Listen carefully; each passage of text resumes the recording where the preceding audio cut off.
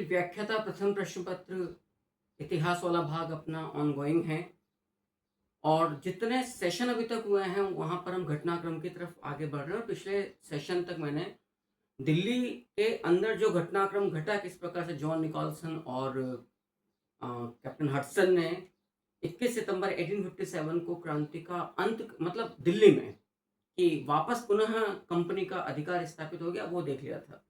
आज की इस सेशन में मैं चर्चा करने जा रहा हूं सबसे पहले कानपुर से, जो विद्रोह का केंद्र है हमारे सामने। कानपुर, राइट। पहली बात तो ये कि कानपुर के अंदर नेतृत्व संभाला गया है किसके द्वारा? नाना साहिब के द्वारा। क्योंकि इनका परिचय मैं पहले भी बता चुका हूं आपको कि नाना साहिब जो हैं असल में वो अंतिम पेशवा बाजीराव द्वितीय, अंतिम पेशवा बाजीराव द्वितीय के आप दत्तक पुत्र थे। अब चूंकि दत्तक पुत्र थे तो डलहौजी ने गोद निषेध नीति के तहत इस दत्तक पुत्राधिकार को मानने से इनकार करते हुए पेशवा का पद और पेशवा पद से जुड़े हुए जो भी अधिकार थे वो देने से साफ मना कर दिया नाना साहिब को। वजह ये आप इस बात से समझना। तो अंतर क्या पड़ा कि लॉर्ड डलहौजी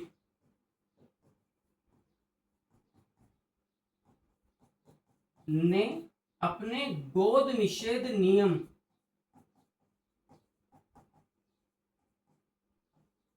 गोद निषेध नीति के तहत जो नाना साहब है उसको, नाना साहब को पेशवा पद एवं संबंधित पेंशन अधिकार सब कुछ देने से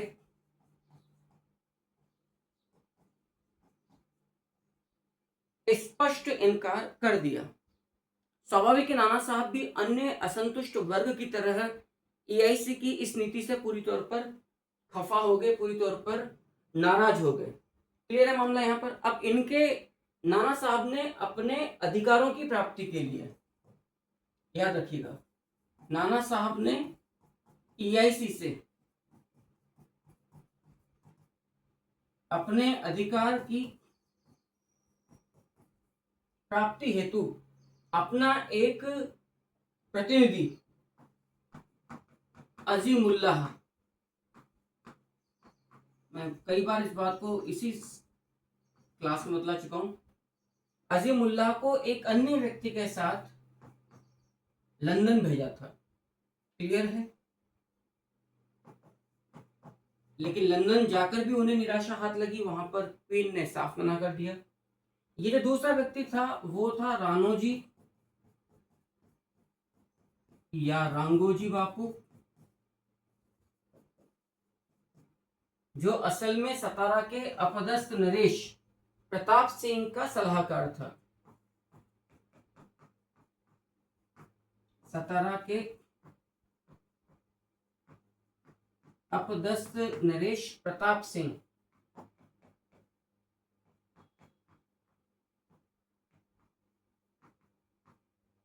का सलाहकार था। इस प्रकार से दोनों व्यक्ति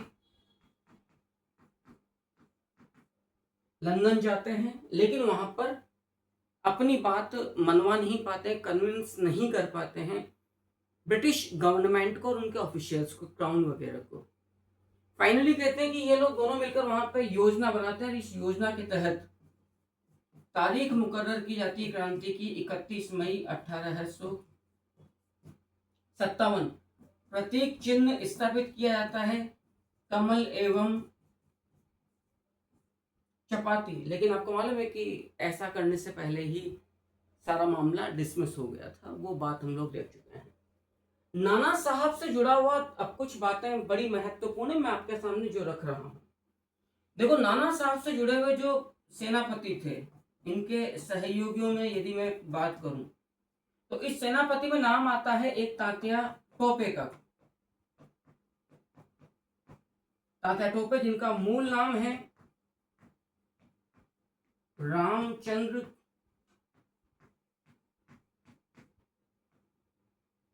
पांडुरंग, ये आपका मूल नाम है। और दूसरी बात और बता दूं मैं आपको, आपकी जो मुंह बोली बहन है वो एक नहीं दो हैं नाना साहब की, यदि हम मुंह बोली बहन की बात करें।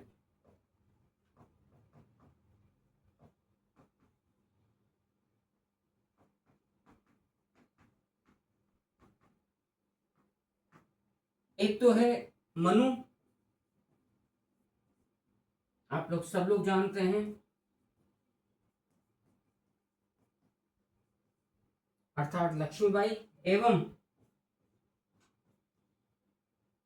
कानपुर की मशहूर तवायफ अजीजन बाई। याद रखना, कानपुर की मशहूर तवायफ वेश्या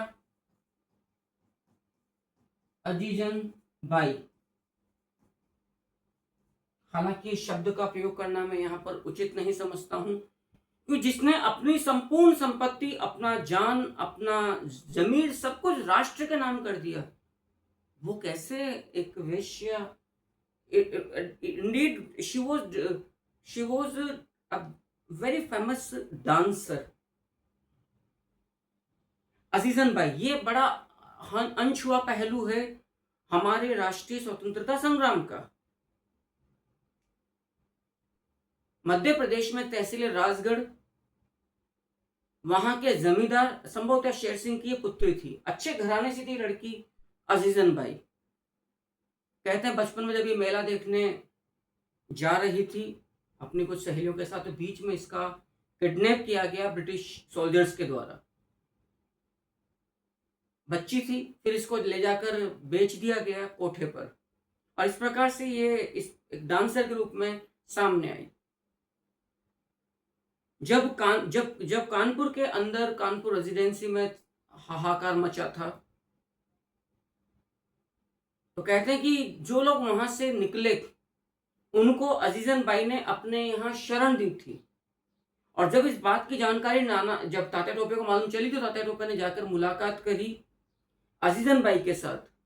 अजीजन बाई के राष्ट्र भक्ति विचारों से प्रेरित होकर रामचंद्र पांडुरंग अर्थात तात्या टोपे ने ले जाकर अजीजन बाई को मिलवाया नाना साहिब से।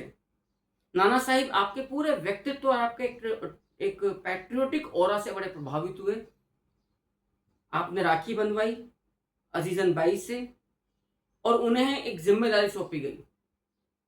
अजीजन बाई ने अपनी लावण्यता या अपनी सुंदरता, सौंदर्य का प्रयोग करते हुए, भरपूर उपयोग करते हुए, जहां जहां भी छावनियां थी अंग्रेजों की, वहां जाकर अपने रूप रंग में डांस के जरिए ब्रिटिश ऑफिशियल्स को फंसाया, उनसे सूचना एकत्रित करती और जाकर नाना साहब और तात्या टोपे को जानकारी ब्रिटिशर्स के पकड़ा देती।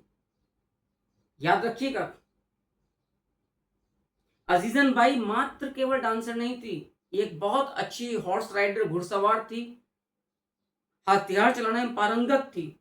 इसका भरपूर काम में लिया कि दिन भर में आप घूम घूम कर आप सूचना एकत्रित करती और रात्रि में फिर मनोरंजन करती, अंग्रेजों का, सूचना एकत्रित करती, दिन भर ये विद्रोहियों के साथ रहती, घोड़े पर सवार होकर लड़ाई करती।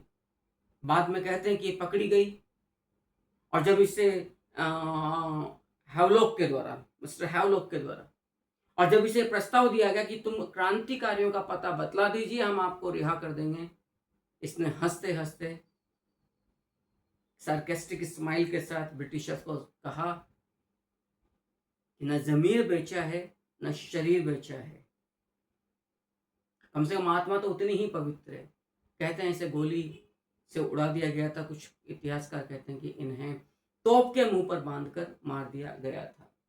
ये एक छोटा सा किस्सा है कानपुर की मशहूर तवायफ नृत्यांगना डांसर अजीजन बाई।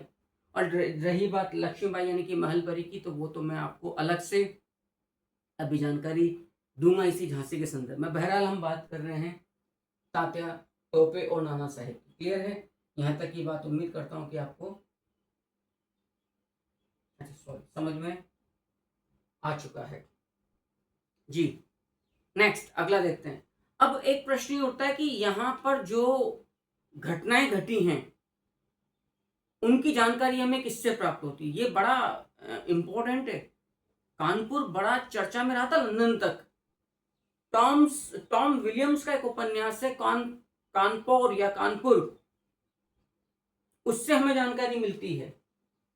तो यदि मैं आपके सामने बात करूं सोर्सेस की, कानपुर में कुछ मैस्कर या हत्याकांड हुए थे, तो उनकी जानकारी हमें किन किन स्रोतों से मिलती है? ये बड़ी यूनिक, मैं आपको एक तरह से इंफॉर्मेशन दे रहा हूं। टॉम विलियम्स का उपन्यास है कानपुर।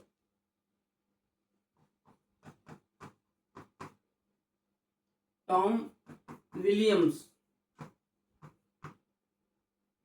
का उपन्यास है, याद रखना, कानपुर। कानपुर का उनका इंग्लिश एक्सेंट है ये। इसी प्रकार से जूलियन रथबोन का भी अपना एक उपन्यास है द म्यूटिनी। उसमें कानपुर की घेराबंदी के दौरान जो ब्रिटिश और इंडियन सोल्जर्स थे उनकी वीरता का उनका अच्छा घटनाक्रम दिया है जूलियन रथबोन ने अपने उपन्यास दी म्यूटिनी में। याद रखिएगा, जूलियन रथबोन ने इनका जो नॉवेल है दी म्यूटिनी, इसमें काफी विस्तार से चर्चा करी है, विस्तार से वर्णन किया है। और नाना साहब और ब्रिटिश फौज के द्वारा कानपुर में जो दमन किया गया अंग्रेजों का, इस पर काफी हो हल्ला मचा था लंदन तक। इन दो नॉवेल्स ने तो काफी चर्चा करी है। ब्रिटिश प्रेस ने लंदन से जो प्रकाशित होता था, इनको अंग्रेज जाति के नरसंहार के रूप में पेश किया है, जबकि सही बात है कि उन्हें प्रोवोक किया गया था नाना साहिब को। तो ब्रिटिश न्यूज़पेपर्स में इन हत्याकांडों की जो तस्वीरें छपी, उसमें यह बताया गया कि लंदन जूलॉजिकल गार्डन में जो रेप्टाइल्स होते हैं, जो सरीसृप होते हैं, उनके सार्वजनिक भोजन में शामिल क्रूरता का वर्णन करने के लिए किया था इस प्रकार के नरसंहार का वर्णन। और व्हाइट हॉल रिव्यू एक लेख निकला था 27 अप्रैल 1878 को। इसमें भी सिंपोजियम एट द जू नामक शीर्षक से कानपुर में ब्रिटिशर्स का जो संहार किया गया, जो दमन किया गया, उसका वर्णन किया गया है। तो मैं आपके सामने क्लियर कर देता हूं, ताकि अब मैं फिर बोल रहा हूं, ये जानकारी आपको बहुत मुश्किल से रेयरली प्राप्त हो। लिख देता हूं मैं, कानपुर में नाना साहिब की भारतीय फौजों द्वारा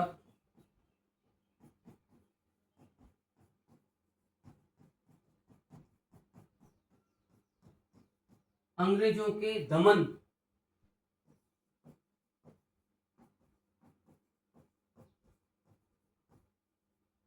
अंग्रेजों के दमन का वर्णन, याद रखना, ये जो किया गया है ब्रिटिश प्रेस में लंदन जूलॉजिकल गार्डन में। यदि हम बात करें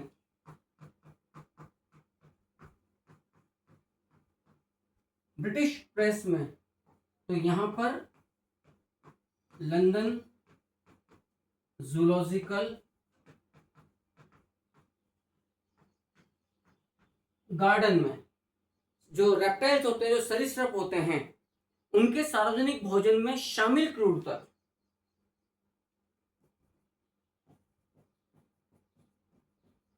के रूप में किया गया है। सरीसृपों के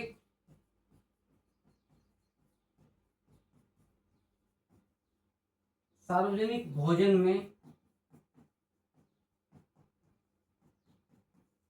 जो क्रूरता दिखलाई जाती है उस रूप में किया गया है। क्लियर? एक तो ये वर्णन हुआ है, और जो दूसरा वर्णन हुआ है वो व्हाइट हॉल रिव्यू एक लेख है 27 अप्रैल 1878 का। इसमें इन हत्याकांडों का लेखक ने जो किया है वो है सिंपोजियम एट द जू। नहीं, सिंपोजियम नहीं, sepoyism at the zoo, right.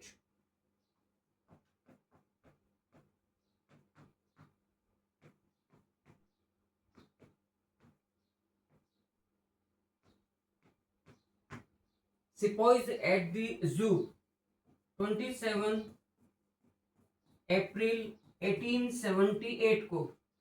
और ये जो लेख है ये छपा है व्हाइट हॉल रिव्यू नामक पत्र में, याद रखिएगा। अब ये क्वेश्चंस किस रूप में आ सकते हैं कि उपरोक्त लेखों से संबंधित चित्र या लेख का संबंध 1857 की क्रांति के दौरान किन घटनाओं के साथ इनका संबंध जोड़ा जाता है। बड़ी यूनिक इंफॉर्मेशन से, उम्मीद करता हूं आपको समझ में आएगा। एक सती चोरा घाट हत्याकांड के लिए फेमस रहा है कानपुर के अंदर 1857 की क्रांति की जो घटनाएं घटी, घटनाओं की जो श्रृंखला चली कानपुर के अंदर म्यूटिनी के दौरान, विद्रोह के दौरान। तो इसमें एक आता है गंगा नदी किनारे सती चोरा घाट हत्याकांड। आप लोग जानते हो कानपुर से गंगा नदी निकलती है, क्लियर है? तो देख लीजिएगा नेक्स्ट, सती चोरा घाट हत्याकांड।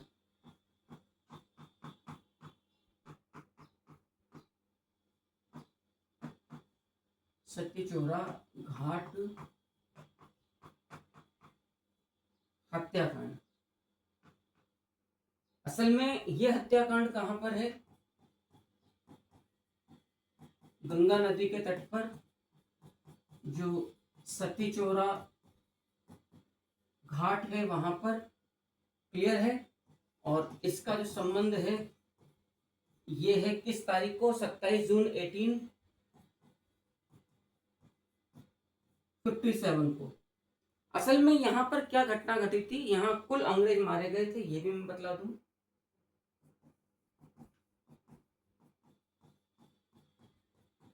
कुल मारे गए अंग्रेज थे 450, और एक तो सती चोरा घाट हत्याकांड और एक बीबी घर हत्याकांड। इन्हीं का वर्णन सिपॉइज में एट द जू या सरीसृपों में के सार्वजनिक भोजन में शामिल क्रूरता जैसी जो बातें आई थी वो इन्हीं दो घटनाओं को लेकर, सती चोरा घाट हत्याकांड एवं आपका जो हम कहते हैं बीबी घर हत्याकांड। असल में 25 जून 1857 को कानपुर के जो ब्रिटिश कमांडर था, कमांडर व्हीलर, उसने नाना साहब के समक्ष 27 जून सती चोरा घाट हत्याकांड से 2 दिन पहले ये कहते हुए सरेंडर कर दिया था एक शर्त पर कि मैं अपनी तमाम पलटन के साथ आपके सामने सरेंडर करने को तैयार हूं, लेकिन आप मुझे और मेरे साथियों को इलाहाबाद सुरक्षित निकल जाने दें। नाना साहब ने कहा इट्स ओके फाइन।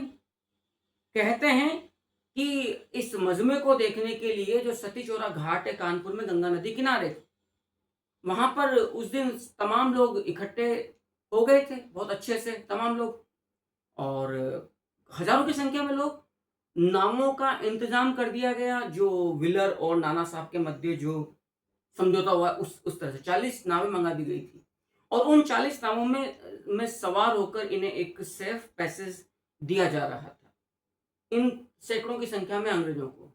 जैसे नावें चलने को तैयार हुई, अंग्रेजों ने, इन गोरों ने अपनी औकात, अपनी आदत से मजबूर होते हुए, ये समझते हुए कि इंडियंस आर नॉट रेडी, वो रिटेलिएट नहीं करेंगे, नावों में से जो ब्रिटिश असला था, जो अंग्रेज असला था, जैसे वो घाट छूटा, सती चोरा घाट, इन अंग्रेजों को लगा कि अब भारतीय कुछ नहीं कर पाएंगे। They were not ready for anti reaction, वो बिल्कुल भी तैयार नहीं थे प्रतिक्रिया के लिए। उन लोगों ने गोलीबारी कर दी। ये बड़ा सडन था, ये बड़ा अप्रत्याशित था नाना साहब के लिए। नाना साहब के लिए ये बड़ा ही कि आप वायदे के अनुसार जब हम आपको सेफ पैसेज दे रहे हैं, हमने अपने खर्चे पर आपके लिए 40 नावें मंगवा दी, आपको निकाला, आप क्यों हम पर भाई फायरिंग कर रहे हो? इस फायरिंग के बदले में जो यहाँ पर भारतीय थे, उन्होंने भी गोलीबारी करी, अधिकांश ना जल पानी में कूदे तलवारें लेकर, और फिर जो हत्याकांड हुआ उसमें 450 अंग्रेज मारे गए, स्त्रियों को बच्चों को छोड़कर। स्त्रियों और बच्चों को बंदी बना लिया गया और वहां से बंदी बनाकर उन्हें आगे लाया गया। बीबी घर जो एक जगह थी वहां पर लाया गया। 450 लोग तो मार दिए गए थे। क्लियर? 120 महिलाएं और बच्चों को यहाँ बंदी बना दिया गया था। ये घटनाक्रम था सती चौरा घाट हत्याकांड। इसमें असल में क्या हुआ था, इसमें प्रमुख घटना जो घटी थी वो घटी थी 25 जून 1857 को। जो कानपुर का जो कमांडर था विलर ने नाना साहब के समक्ष, याद रखना, ने नाना साहिब के समक्ष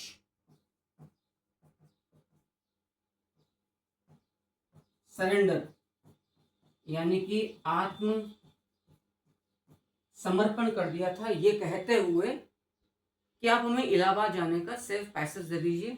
दिया गया, धोखा किया और धोखे का फल उन्हें मिला। 450 अंग्रेज इसमें मारे गए। यहां पर 120 ब्रिटिश अंग्रेज महिलाओं एवं बच्चों को बंदी बना लिया गया। इसके द्वारा, भारतीय फौज के द्वारा, नाना साहिब के द्वारा 120 के लगभग। और इन्हें बंदी बनाकर कानपुर में एक पार्क है, नाना राव पार्क, वहां पर एक हाउस बना हुआ था, बीबी घर, उसको बीबी घर के नाम से जाना जाता था, वहां लाके रख दिया गया। बीबी घर इसलिए क्योंकि यहाँ पर जनाना स्त्रियां रहा करती थी। 120 अंग्रेज महिलाएं और बच्चे जो कि सती चौरा घाट से गिरफ्तार किए गए थे, कुछ एक और अंग्रेज थे, कुल मिलाकर 200 थे। ये 15 जुलाई की बात है। क्लियर है? यहां पर आपको समझ में आ चुका। बच्चों को कैद किया गया और सेव द हाउस में लाया गया। असल में क्या होता है, जब इन्हें सेव द हाउस में लाया गया, सेव द हाउस कहें या साउदा हाउस कहें, कानपुर में ही,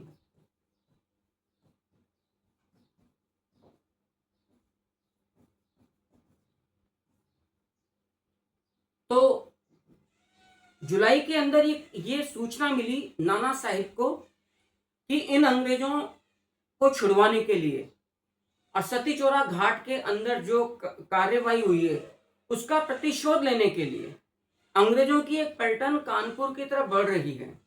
नाना साहब की इच्छा थी कि इन बंदी कैद की गई स्त्रियों और बच्चों के द्वारा एक प्रकार की बार्गेनिंग की जाए अंग्रेजों के साथ। लेकिन जब यह कंफर्म हो गया, ये बिल्कुल कंफर्म हो गया कि बहुत बड़ी टुकड़ी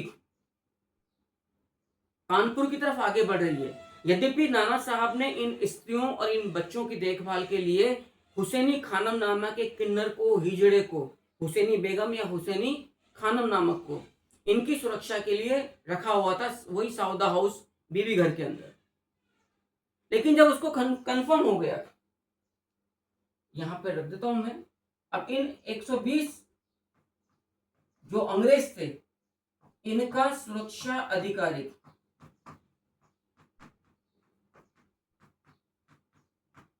इनका जो सुरक्षा अधिकारी था वो एक किन्नर था, इसका नाम था हुसैनी खानम या हुसैनी बेगम।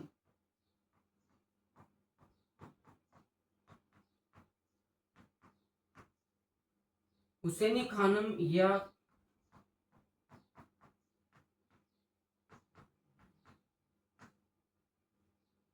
हुसैनी बेगम।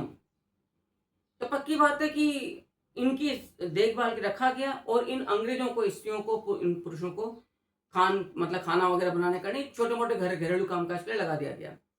जब ये कंफर्म हो गया कि पलटन जो आ रही है वो प्रतिक्रिया के स्वरूप आ रही है और सौदेबाजी से काम नहीं चलेगा, तब फाइनली नाना साहब के सलाहकारों ने सलाह दी कि इन ब्रिटिशर्स को मार दिया जाए। क्या पता इनकी हत्या से जो प्रतिक्रिया होने जा रही है ब्रिटिशर्स की वो रुक जाए। यद्यपि नाना साहब की परिवार की कुछ स्त्रियों ने नाना साहब के इस फैसले का विरोध करते हुए भूख हड़ताल हंगर स्ट्राइक पर जाने का निर्णय ले लिया था, लेकिन नाना साहब पर इस बात का कोई असर नहीं हुआ। क्लियर है, याद रखिएगा इस चीज को। और फाइनली फिर बीबी घर हत्याकांड को अंजाम दिया जाता है। देख लीजिए, नेक्स्ट है।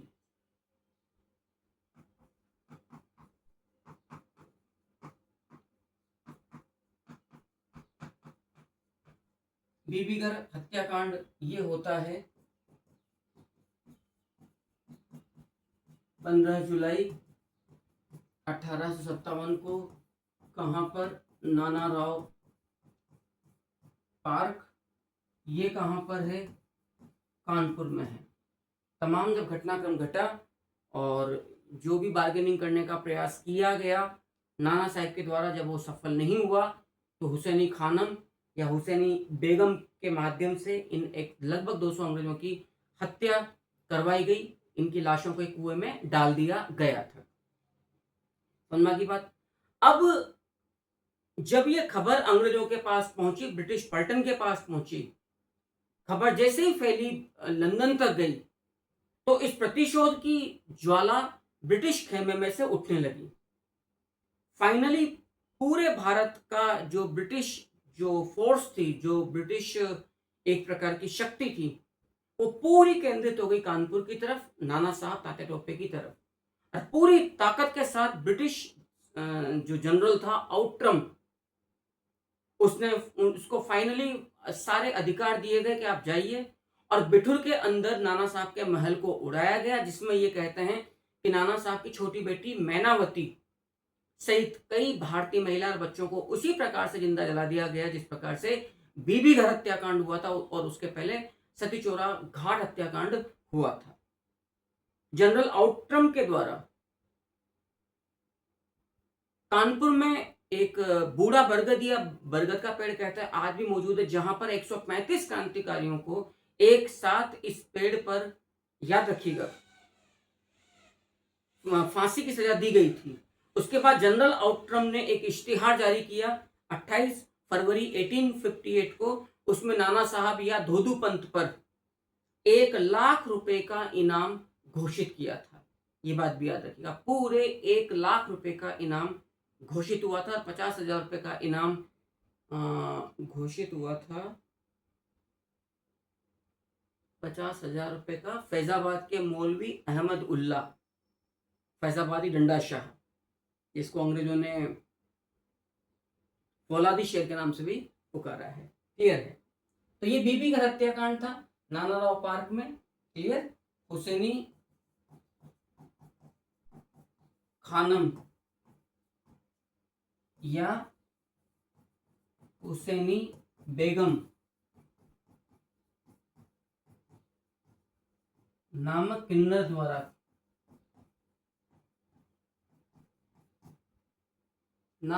द्वारा नाना साहिब के आदेश पर, याद रखिएगा, किन्नर द्वारा नाना साहिब के आदेश पर यह आदेश जारी किया गया। अब इसके विरोध में जनरल आउट्रम की फिर दंडात्मक कार्यवाही हुई। दंडात्मक कार्यवाही कहो या नशंसात्मक कार्यवाही कहो। और इसके अंदर इस कार्यवाही में बिठुर के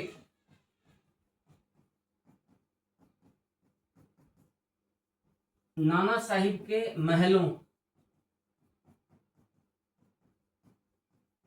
को आग लगा दी गई। यद्यपि नाना साहब जिंदा नहीं पकड़ा गया। क्लियर। जिसमें इस आग में नाना साहिब की छोटी पुत्री मैनावती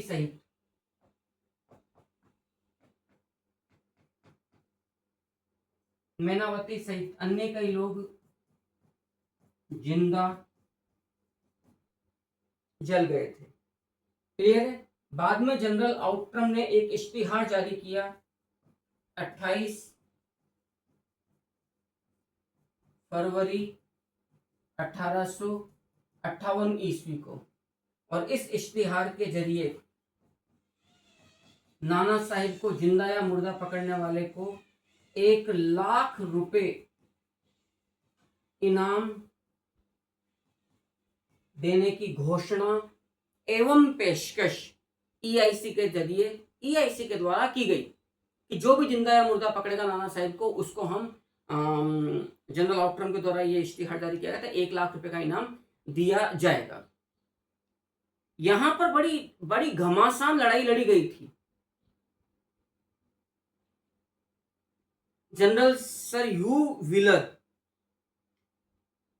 जो कानपुर छावनी का कमांडर था, आप देख लीजिएगा, उसको आत्म सरेंडर करना पड़ गया था नाना साहब की फौज के सामने। कहते नाना साहब बाद में कानपुर का मतलब नेपाल, उसको अंग्रेजों के द्वारा सुरक्षित निकाल दिया गया था। 3 लोग ऐसे थे जिन्हें सुरक्षित नेपाल सेफ पैसेज दिया गया था। मैंने पिछले सत्र में भी इस बात में चर्चा करी थी। नाना साहब कानपुर से, अवध से बेगम हजरत महल और तात्या टोपे। क्लियर? आगे देख लीजिएगा, यहां तक की बात आपको समझ में आ चुकी है। तो बाद में नाना साहिब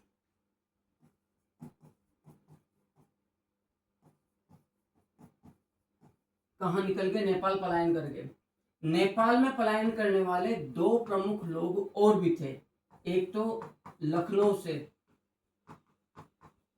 याद रखना, बेगम हजरत महल, और स्वयं नाना साहब का सबसे प्रमुख सहयोगी, जिसने आगे जाकर लक्ष्मीबाई का भी काफी सहयोग किया था, तात्या टोपे उर्फ रामचंद्र पांडुरंग। यद्यपि रामचंद्र पांडुरंग के बारे में जो बात आती है वो ये आती है कि साहब 7 अप्रैल 1858 को, क्योंकि नाना साहब फाइनली पहले तो कानपुर में थे नाना साहब के साथ, बाद में लक्ष्मीबाई के साथ झांसी चले गए। फिर जब लक्ष्मीबाई की भी हार हो गई ग्वालियर किले के युद्ध में, उसके पश्चात ये व्यक्ति यहाँ से राजस्थान में आया। राजस्थान में जैसलमेर को छोड़कर तमाम रियासतों में घूमा, पूरी कोशिश करी तात्या टोपे ने कि इन्हें रजवाड़े से, नरेशों से सहयोग मिल जाए, लेकिन ऐसा नहीं हो पाया। यद्यपि ये अंतिम समय तक पूरी ताकत के साथ लड़ता रहा। कम से कम 10,000 मराठा सैनिक तात्या टोपे की पलटन में, लश्कर में मौजूद थे, लेकिन बाद में इसे भी एक सेफ पैसेज दिया गया, इन्हें भी नेपाल निकाल दिया गया। लेकिन ये एक खबर उड़ाई गई ताकि प्रतिष्ठा बची रहे अंग्रेजों की कि तात्या टोपे को उसके विश्वासघाती मित्र मानसिंह नरूका के सहयोग से जनरल मेडोज ने 7 अप्रैल 1859 को, नॉट 58, 7 अप्रैल 1859 को पेरोन जंगल से इन्हें गिरफ्तार कर लिया गया था। जब ये सो रहे थे जंगल में। ये सब मनोहर कहानियां, इनमें कोई दम नहीं है। पॉसिबल नहीं कि व्यक्ति अकेला सोएगा, पूरी पलटन आएगी और कोई हो हल्ला नहीं मचेगा। उसके पश्चात 18 अप्रैल 1859 को सिपरी शिवपुरी एमपी के अंदर फाइनली फांसी दे दी गई थी तात्या टोपे को। लेकिन सही बात है, इन्हें नेपाल निकाल दिया गया था। ये बात मैं नहीं, आज जो वंशज मौजूद हैं नाना तात्या टोपे के, वो भी इस बात की तस्दीक करते हैं। 7 अप्रैल 1859 को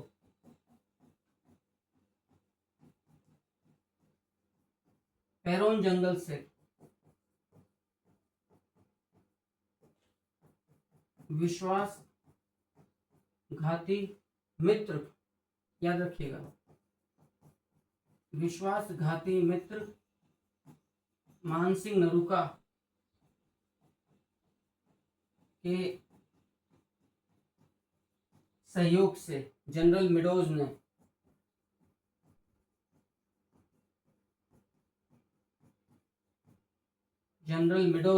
याद रखना, गिरफ्तार किया। कितनी तारीख को? 7 अप्रैल 1859 को। क्लियर है? और इसके पश्चात 18 अप्रैल 1859 को ये कहा गया कि सिपरी अर्थात शिवपुरी मध्य प्रदेश में फाइनली तात्या टोपे को फांसी दे दी गई थी। मैंने पिछले सत्र में ये बात कही थी, लास्ट सेशन में, और दोबारा यहाँ पर मैं कह रहा हूँ। पहले भी मैंने कहा कि तात्या टोपे की फांसी का विरोध एक ब्रिटिश अधिकारी कैप्टन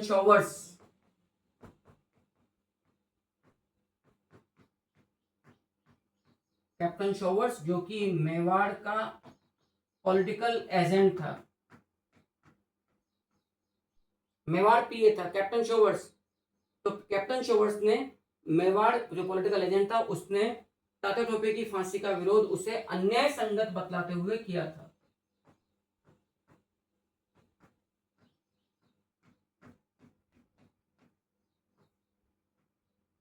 हम जानते हैं ब्रिटिशर्स, यार एक चीज बताओ, अंग्रेजों ने कौन सा काम न्याय संगत किया था जो अकेला ये अन्याय संगत था? असल में ये बातें प्लांट करके अंग्रेज ये दिखाना चाहते थे कि जो तात्या टोपे है वो मारा गया। सही बात, ये 3 लोगों को सुरक्षित नेपाल निकासी दी गई थी, पहले बेगम हजरत महल, फिर नाना साहब, फिर तात्या टोपे। उम्मीद करता हूं यहां तक बात आपको अच्छे से समझ में आ चुकी है। अब हमें ये देखना है कि कानपुर के अंदर ईआईसी ने कब अधिकार अपना स्थापित किया। आप लोग जानते हो दिल्ली के अंदर स्थापित हो गया था आपका अंग्रेजों का अधिकार 21 सितंबर 1857 को। तो ये अधिकार स्थापित हो गया था। 16 दिसंबर 1857 को, याद रखना, 16 दिसंबर 1857 को जनरल कैंपबेल के द्वारा कानपुर में ईआईसी का अधिकार स्थापित हो गया था।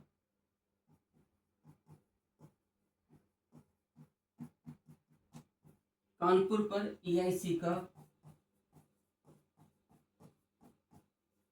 नियंत्रण, ईआईसी का, याद रखना, कानपुर पर ईआईसी का नियंत्रण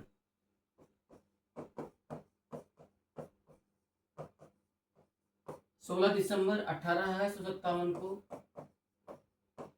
किसके द्वारा? जनरल कैंपबेल के द्वारा नियंत्रण स्थापित किया गया। और सबसे बड़ी जो महत्वपूर्ण तथ्य है, अब आप यहां पर देख लीजिएगा, दिल्ली पर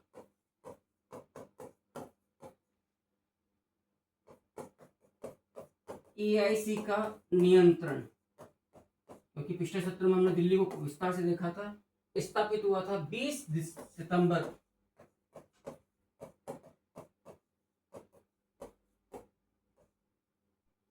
सितंबर 1857।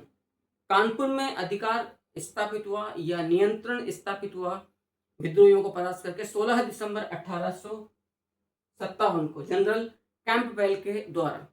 कानपुर की जो मशहूर तवायफ थी उसका नाम था अजीजन बाई, जिन्होंने क्रांतिकारियों को गुप्त सूचना अंग्रेजों के द्वारा दी गई गहने आभूषण संपूर्ण संपत्ति दान में कर दी थी।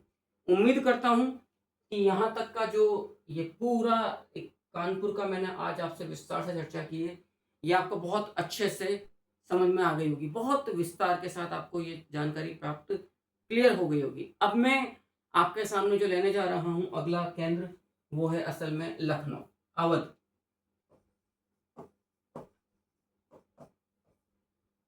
अवध जिसकी राजधानी थी लखनऊ।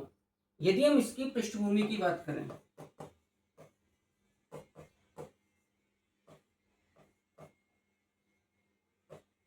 अवध की, आपको मालूम है अवध में 13 फरवरी 1856 को कुशासन का आरोप लगाकर, याद रखिएगा, कुशासन का आरोप लगाकर अवध के अंतिम नवाब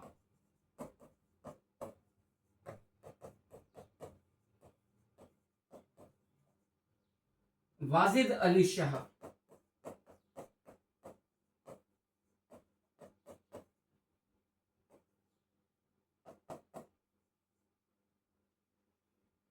को कैद करके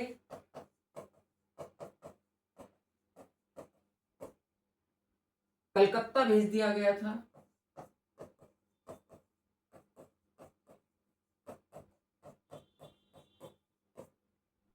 एवं डलहौजी ने अवध का विलय कर लिया था। अब आप सोच के देखिएगा, अवध जहां से कंपनी को सबसे अधिक सैनिकों की भर्ती मिलती है, लगभग 70,000, अवध कैसे इस बात को सहन कर सकता था? आप सोचिएगा कितना कड़ा और सक्रिय विरोध हुआ होगा सत्ताओं की क्रांति में अवध से। और स्पेशली कब? जबकि नवाब वाजिद अली शाह, जिनकी ख्याति अख्तर पिया के रूप में भी थी, यस, एक दो दिन से जो मैं लगातार पिछले एक दो सत्र से लगातार जो याद कर रहा था, अब जाकर याद आया।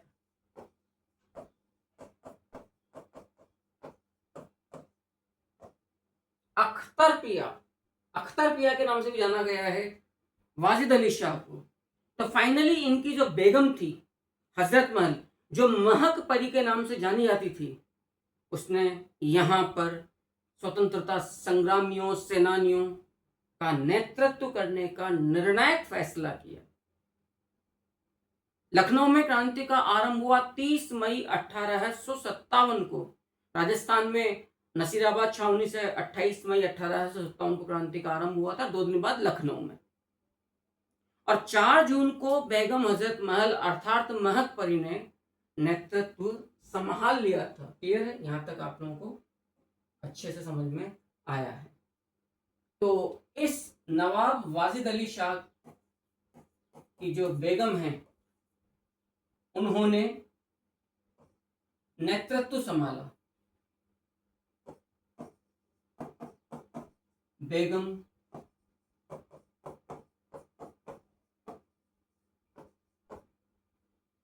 हजरत महल, बेगम हजरत महल ने अपने पुत्र बिरजिस कादिर के नाम पर यहां पर शासन संभाला था। वो अल्पवयस्क पुत्र था वाजिद अली शाह के पश्चात। इंपॉर्टेंट बात यह है कि बेगम हजरत महल को महक परी के नाम से भी जाना जाता है। अब एक इंपॉर्टेंट नोट है यहां पर आपके लिए।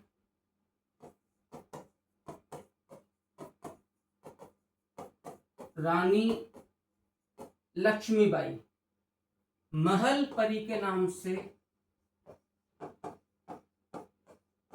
विख्यात थी, जबकि महक परी के नाम से बेगम हजरत महल विख्यात थी। क्लियर है? हम बात कर रहे हैं लखनऊ की।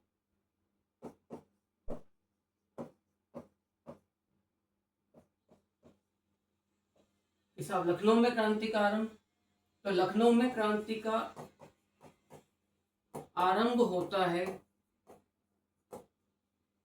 30 मई 1857 को। एक और नोट लगा लीजिएगा,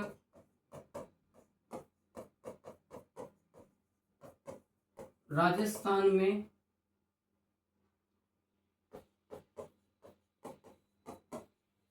गदर का आरंभ 28 मई 1857 को शाम को 4 बजे नसीराबाद छावनी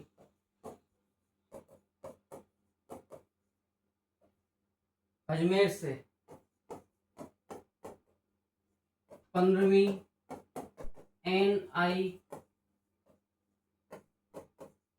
टुकड़ी के द्वारा किया गया था। याद रखिएगा, 15th NI नेटिव इन्फेंट्री टुकड़ी के द्वारा यहां पर नेतृत्व किया गया था।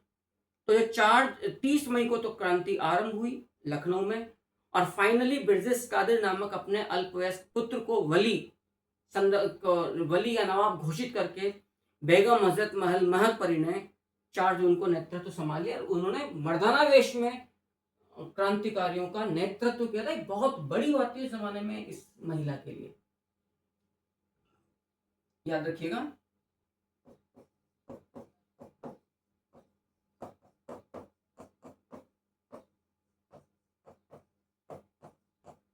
बेगम हजरत महल ने 4 जून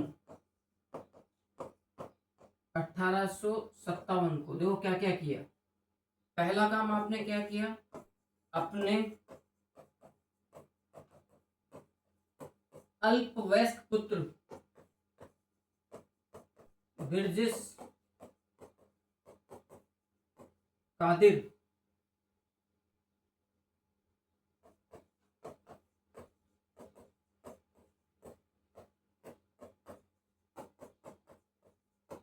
को वली घोषित किया। वली का मतलब एक तरह से कि अब यही करता धरता है अवध का, लखनऊ का, और उनका वो राज संरक्षण किया किसने, राजमाता बेगम हजरत महल ने। क्लियर है। दूसरा काम आपने किया, मर्दाना वेश में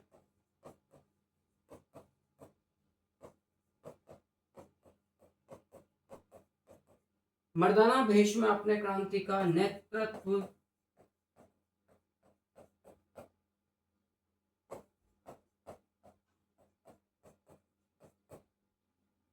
मर्दाना वेश में किसने, बेगम हजरत महल ने क्रांति का नेतृत्व संभाला। ये महत्वपूर्ण कार्य थे अवध के अंदर बेगम हजरत महल के द्वारा। दूसरी बात, प्रशासन के संचालन हेतु आप लोगों ने देखा था कि दिल्ली के अंदर बख्त खान साहब ए आलम बहादुर, जो मुगल बादशाह बहादुर शाह जफर द्वितीय के द्वारा एक उपाधि बख्त खान को दी गई थी। वहां पर 10 सदस्य, जिनमें 6 सैनिक सदस्य थे और 4 नागरिक सदस्य थे, तो 10 सदस्यों वाली एक समिति का गठन किया था दिल्ली के अंदर बख्त खान की अध्यक्षता में। उसी प्रकार से लखनऊ में प्रशासन के संचालन हेतु बिरजिस अली कादिर को प्रशासन में सहयोग करने हेतु 5 सदस्यीय कमेटी का गठन किया गया था। इसमें रघुनाथ सिंह है, उमराव सिंह है, इमदाद हुसैन है, दरोगा वाजिद अली है और मम्मू खान सफुद्दौला है, ये शामिल थे। बेगम हजरत महल ने आह्वान किया कि धर्म, संपत्ति, इज्जत और भूमि की रक्षा मैं करूंगी, आप मेरा सहयोग कीजिए, पूरी जनता साथ में होगी। यह महत्वपूर्ण है कि 1857 की क्रांति में भाग लेने वाले सिपाहियों की सर्वाधिक संख्या अवध से ही थी। क्लियर है।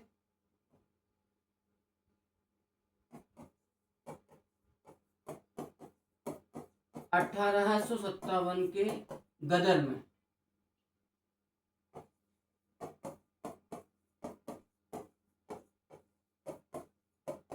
भाग लेने वाले सर्वाधिक सिपाही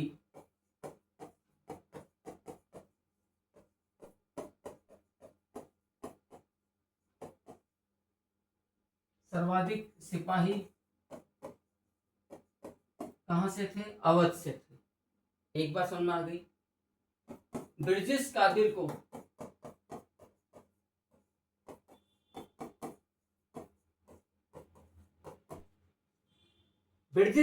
को सहयोग करने के लिए 5 सदस्यों वाली समिति का गठन किया गया था। दिल्ली में 10 सदस्यों वाली। कादिर को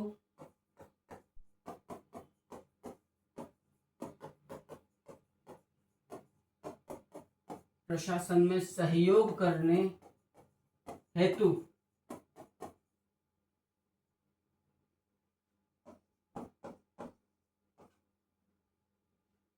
5 सदस्यों वाली समिति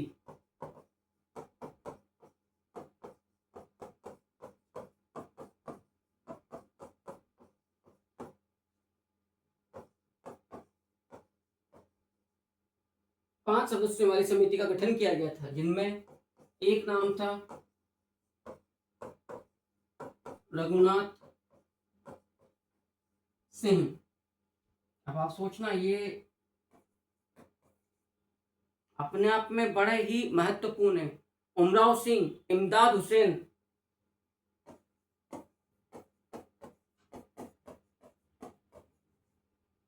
सरफुद्दीन मुम्मे खान, उमराव सिंह,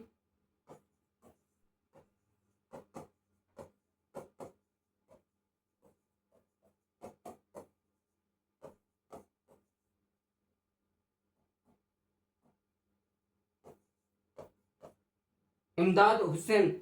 आप दोबारा याद रख लीजिएगा, रघुनाथ सिंह है, उमराव सिंह है, इमदाद हुसैन है, दरोगा वाजिद अली और मम्मू खान सरफुद्दीन सरफुद्दौला,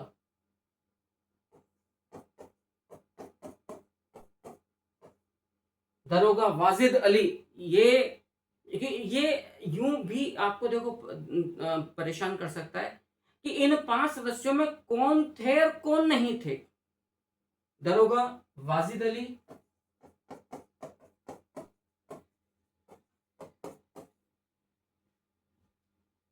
और मम्मू खान सरफुद्दौला।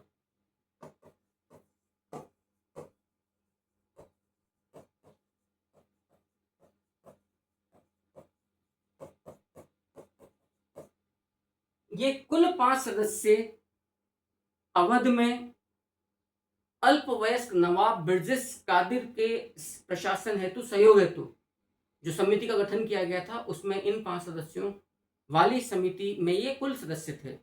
मैं दोबारा बोल रहा हूं, दिल्ली के अंदर बहादुर शाह जफर द्वितीय को सहयोग करने के लिए जो 10 सदस्यों वाली समिति का गठन किया गया था, जिनमें 6 सैनिक सदस्य थे और 4 नागरिक सदस्य थे, उसकी अध्यक्षता बख्त खान के द्वारा की गई थी। उम्मीद करता हूं इस सत्र में दी गई जानकारियां आपके लिए काफी एग्जाम ओरिएंटेड या परीक्षा उपयोगी लगी होगी और आपको ये सेशन पसंद आया होगा। कमेंट करके अवश्य बताइएगा।